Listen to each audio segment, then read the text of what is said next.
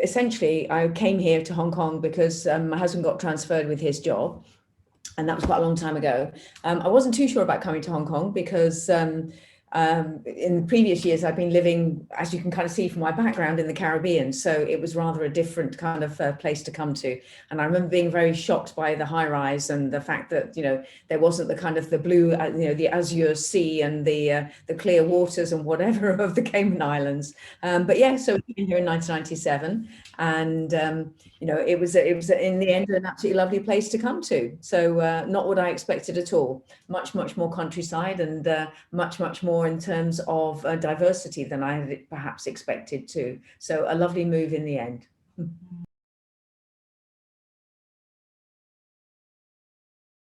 When I first came, I'd been a head of English in a school in England. And then before that, I'd been, as I say, at the Cayman Islands High School. And at the Cayman Islands High School, I taught special needs, and I taught English, and I taught PE, and I taught drama as well. I always taught drama. As an English teacher, you always end up teaching drama, whether you want to or not. And anyhow, so when I came to South Island, interestingly, they were probably more interested in me teaching PE than English, which I wasn't too sure about, but hey. So I did quite a lot of PE. I used to teach GCSE PE, and I taught, I think, mostly year 7 to 9, and then year 10 and 11 as well. And then I taught English too. And then as time went on, I taught more and more English, which was much more to my taste. I've also taught some drama as well, just briefly. And I've taught a few other things as well. I taught quite a lot of PSE as well in years gone past, which I really enjoyed. It was lovely. And we had a course called Learn to Learn for a while as well. So I taught that. Yeah, so a kind of a real mix. But increasingly as time went on, it became pretty much all English, which I was, you know, fairly happy about. It was absolutely great, fine.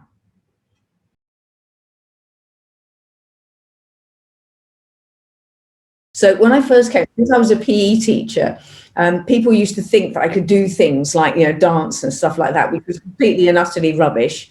And I remember vividly in my first kind of 2 or 3 years, I always used to get kind of like inveigled into joining things like, you know, kind of where there was some sort of a staff dance on stage. Well, if ever you've seen me even do something as simple as the Gongxi song at Chinese New Year, you'll know my sense of rhythm is not that great.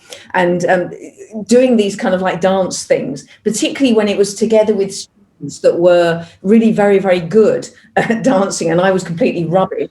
It was completely embarrassing, and I absolutely hated it. So probably my most memorable moments were on the stage, being unable to actually kind of follow movements very well, attempting to hide behind people, and attempting also to kind of make sure that I got off the stage as quickly as possible. So dance at South Island School, I suppose, was fairly memorable for me, for very unpleasantly memorable. More pleasant memories are probably things like some of the Making a Difference events that I helped students organise. One of the most memorable probably was a walk for cancer. I think some of you might have been involved in the walk for cancer. Some of you might have been there when you were quite young. And it involved walking around Black's Link on a fairly hot day. We had the whole school doing this walk. And it started for various reasons, but the students, the students found it quite tough, because I have to say that climbing the stairs up to Black's Link was absolutely horrendous. I don't know how we managed to get students out round the course and back again without more tears than perhaps Eugenie's and a few other kind of students that probably found it quite hard. But we raised on that walk about $328,000 for cancer relief, which was pretty amazing. I think probably another memory that some of you will remember will be the attempt that we made on the Guinness World Record for most number of star jumps. That one was pretty awesome, I have to say. Again, it was something that the students wanted to do. And again, it was a fundraiser for what was then our ICM kindergarten jump start. That was how the idea of doing the most jumping jacks, in one place together at one time. And it was a logistical nightmare, to say the least, but it was all good fun. We had different houses in different locations. We had a drone flying over the top to kind of check, who was doing what. We had people in the playground. We had people on the AstroTurf. We had the whole thing being coordinated. Daryl, all I can say is thank goodness you weren't communications officer, because that was having to coordinate it from the general office was quite hard, but it was an absolutely amazing event. And then the last one that probably I remember was when a previous student, Sneha, came to me and wanted to do a fundraiser with a difference for our ICM Jumpstart. She wanted to have a talent show, but she wanted to have a parent talent show. And I couldn't see how this was going to work because it was the last 10 days of, or about the last 2 weeks of term 3 with, it was hot. It was kind of the end of the year, who was going to do it? And she goes, well, I think I can get the parents if you can help me organize this. Okay, fine, we'll do it. So we got the hall, we got everything kind of sorted. I have never seen so many parents in my life. It was amazing. It was absolutely unbelievable. So that event was absolutely memorable. Not only was it a fantastic fundraiser, but, one person to come and to say, I want to do something as incredible, as a parent talent show was just unforgettable.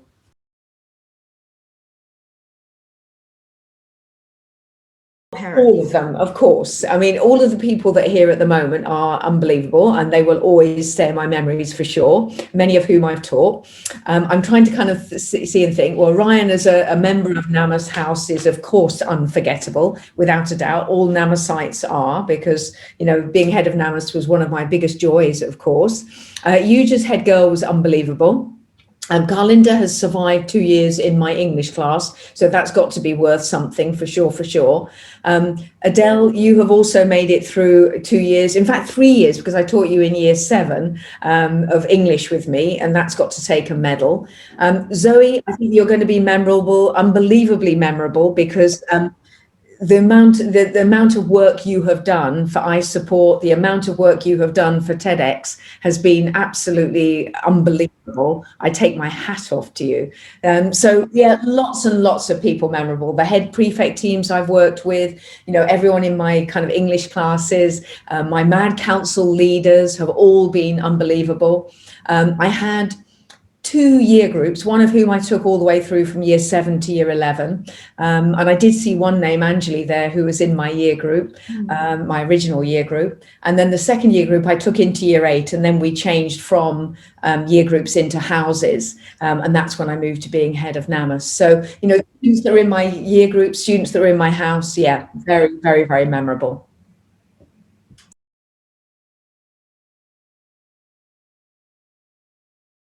Well, clearly being a swimmer, South Island swimming pool has always been dear to my heart.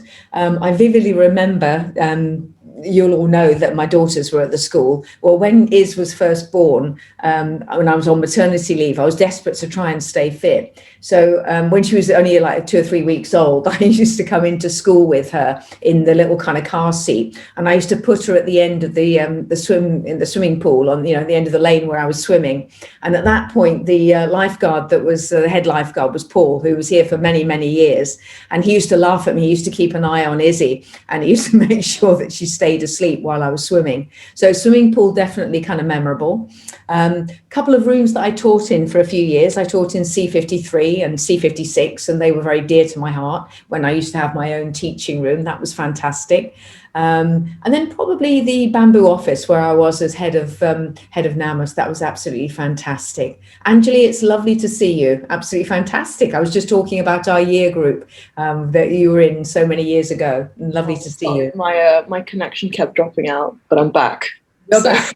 Fantastic to see you. Fantastic to see you. So lots of memorable places around the school for sure. But, the school, I think one of the most memorable things is also the view from the school. When I walk into the space and when I look out over, kind of Ocean Park and that beautiful greenery down Namfung Road, you've got to kind of, you've got to think to yourself, what a fantastic place, to be kind of working. And it was interesting when the people came into school that made the school video. I remember they were kind of looking around and making a beautiful video of the location of our site and the people in it. And I remember one of the guys commenting and saying, they'd been to another ESF school, which shall remain nameless. And they said, my goodness, it was so hard to make that place look good. But he said, here, we have no problem. It's a beautiful, beautiful location. And I totally agree.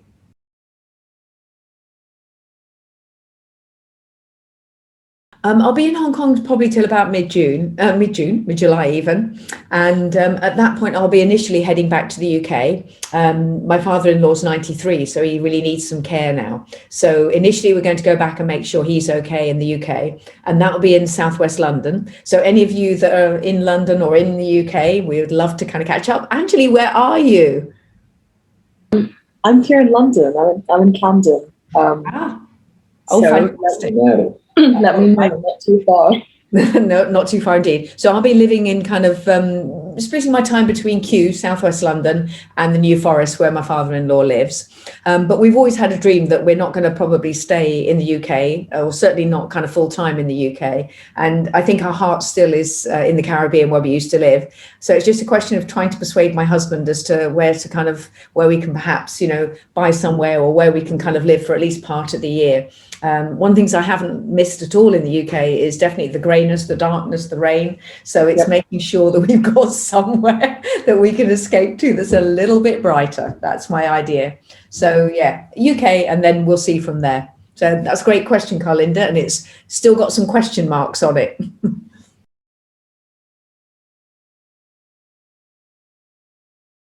For a while, Chartwell's used to do on a Friday. They used to do quite a good fish and chips. And I remember they had crinkly chips, and crinkly chips were really cool. They were very, very good. Not very healthy, I have to say, but definitely cool.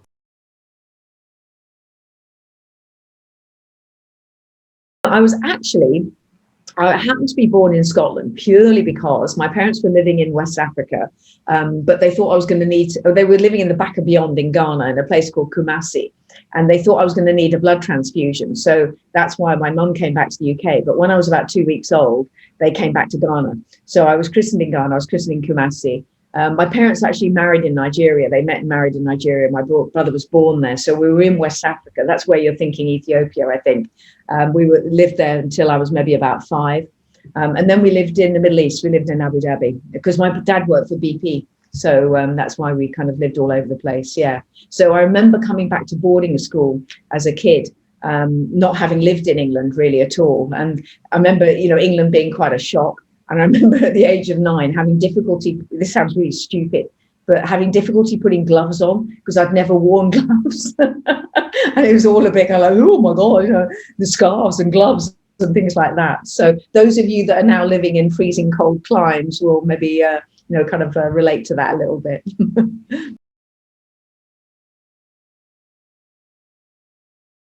What an interesting class, because you were also very, very different. And so many people doing, very different, kind of having very different focus in terms of their interests and in terms of their IB subjects as well. So very interesting class, and interesting also in terms of the way you brought into different texts as well. Angeli will remember some of the texts that I'm going to talk about, texts like the things they carried, that fantastic novel that works so well with some students and then less well perhaps with others. Some people liking and loving maybe, think people like Caroline Duffy and then others not. So really, really what an interesting class, and lovely that, you kind of all found something to kind of get into in English. But, never was it the whole class perhaps into the same thing. So very, very interesting indeed.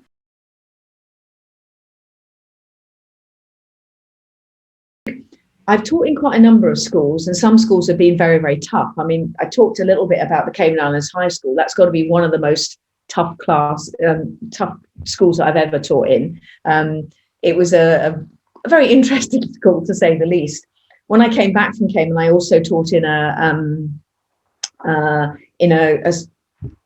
what in England was called a boys' secondary modern school, and I was teaching special needs there, and that was pretty tough school too, because they were about to close the school down for very good reasons, and the boys there were really rather hard work. So I think one of the things that I've learned over the years is when you're a teacher, sometimes lessons land super well and sometimes they don't. And as a teacher, you always beat yourself up and you always think to yourself that, it's my fault, I didn't get it right, whatever. But sometimes you actually have to look and you have to say, that was a fantastic lesson. That was a great teaching objective. But, it didn't work for those kids. It will work maybe for another class, and maybe I just need to recalibrate. I think as a teacher, you also have to learn to laugh at yourself a little bit as well, and not to sometimes take it too seriously.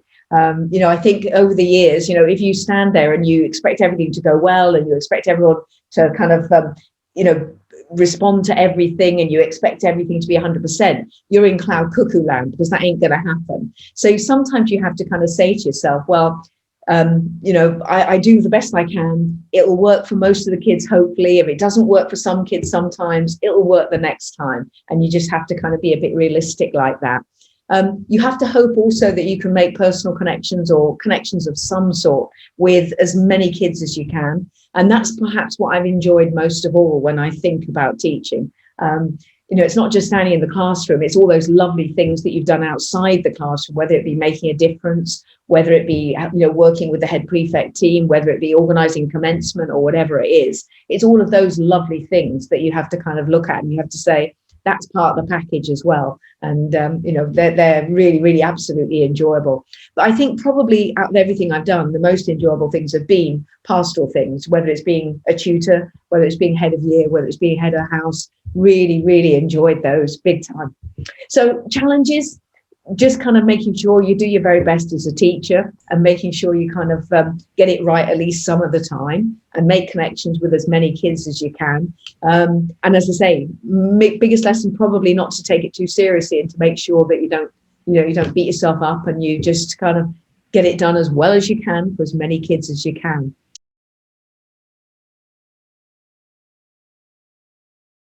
I'm a very sad kind of person in a way, because I never wanted to do anything else but teach, in the sense of, even as a 5-year-old, I was lining my teddy bears up and I was teaching them, and I had my blackboard and I was instructing them, and I was making sure that they paid their dinner money and did all the things that in those days you had to do, as a kid. So I never really thought about anything else. The only thing I've done a little bit different, I suppose, I spent a year as a sports administrator at my university. I was what we called Sports Federation sabbatical. Some universities call it Athletic Union president. You're elected as a person to run all the sports clubs. And I did that for a year, and that was really, really fantastic. Part of my remit was I ran the sports bar, which was one of the most difficult things I've ever done, with drunken rugby players and whatever. It was not an easy one. But you soon learn to be commanding, even if you're only 5'3", and you soon learn to kind of tell people, kind of what they can do and not do. But it was a fantastically brilliant job, and it was very varied, very, very diverse. So maybe something sports management related I might have done, I think.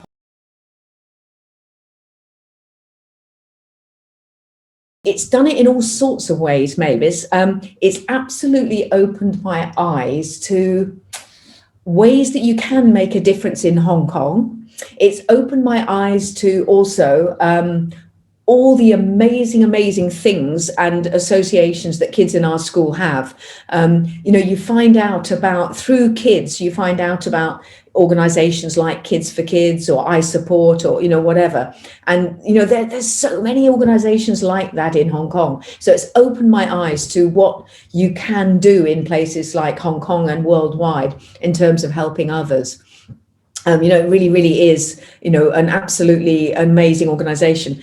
Mad Council I love, because Mad Council, is such a fantastic group of kids whose hearts very much are in the right place, and they want to make sure that kids at South Island School know how to make a difference, and they want them to be able to walk away being able to make a difference beyond South Island School as well. And I think kids do learn some amazing lessons in terms of how they can not just do charity work, but make a difference in a much, much wider kind of concept.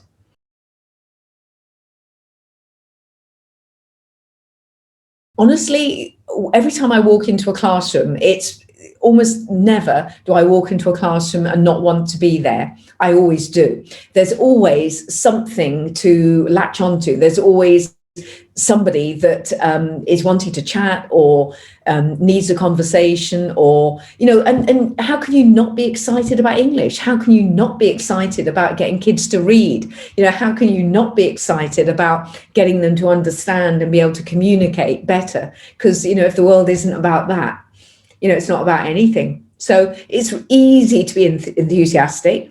It's easy to be enthusiastic at South Island School as well, because, 99 times out of 100, you'll walk into the classroom and kids want to be there. kids want to interact with you, and and they want to learn and they want to do well, which is absolutely fantastic.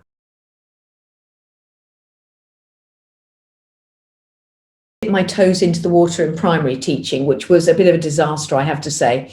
When we first moved to the Cayman Islands, at that point I wasn't working, and I was so used to working, and this was a bit of a problem. So any school that wanted any cover, anything, I didn't care. I turned up and did it. So I spent some time at what was then called the Catholic school in Cayman, and that was a primary school, and I was covering for a couple of different teachers, but honestly I found the whole thing of primary teachers are very, very good at setting routines for their students and making sure that the kids do things in a very measured way, which as a very enthusiastic secondary teacher, it didn't kind of work so well for me. I couldn't quite work out some of these routines, and the kids weren't always old enough to explain why they were doing what they were doing.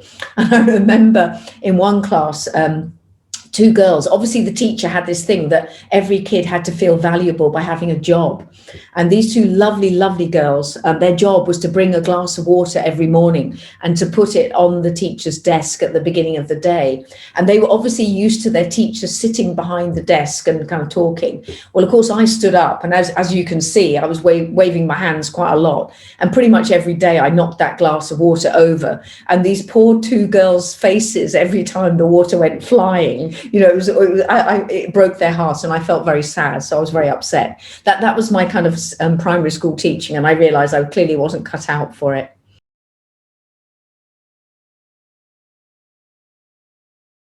It's changed a lot.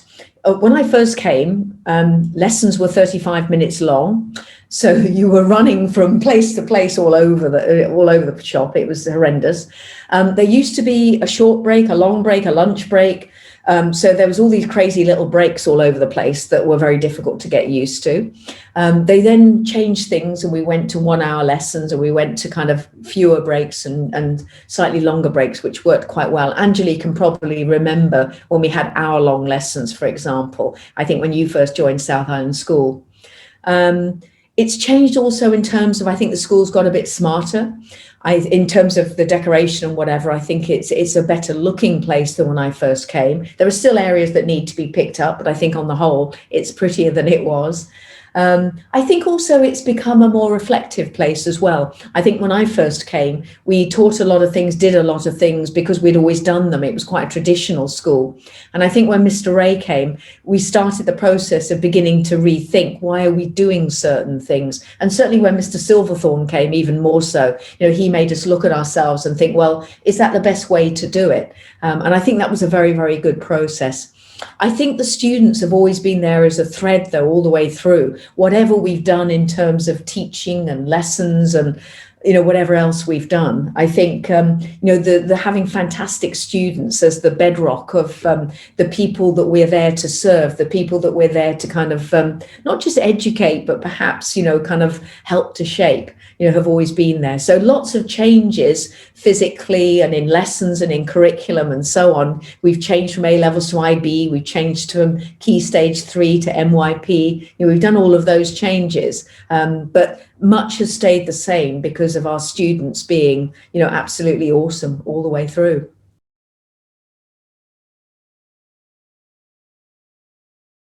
Maybe, I guess, my connection with making a difference. Maybe my connection, I guess, in the English department and, being remembered as an English teacher, I think probably. I'm hoping I'd be remembered maybe as a head of house that, I hope cared for her students. I'd like to be remembered as that. Yeah, so I guess those are the main things.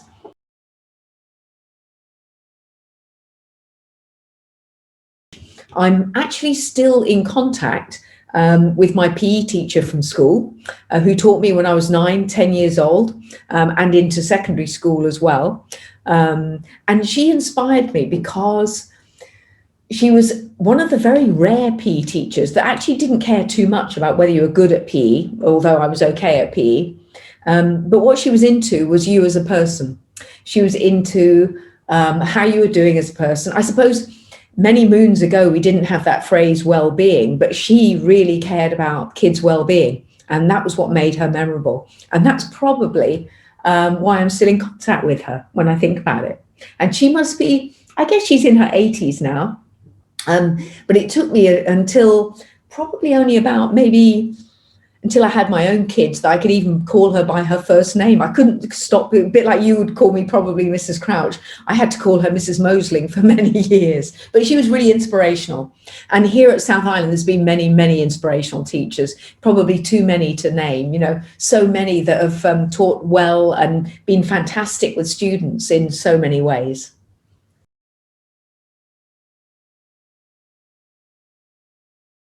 That idea about living life to the full, I think that's the main thing. I think the one thing that I sometimes look around and think about at South Island is that we've got all these amazingly awesome students. Sometimes they're held back by fear of failure. Sometimes it's wanting to do the right thing and being too scared to kind of break out from the norm. So I would say you don't have to break out, from the norm, but live your life, whatever that life is. It's not about your parents' life. It's not about what your friends are doing. It's not about what your teachers want to do. It's not about necessarily going to the university that's got the posh name or whatever. It's about doing what's right for you and living life to the full.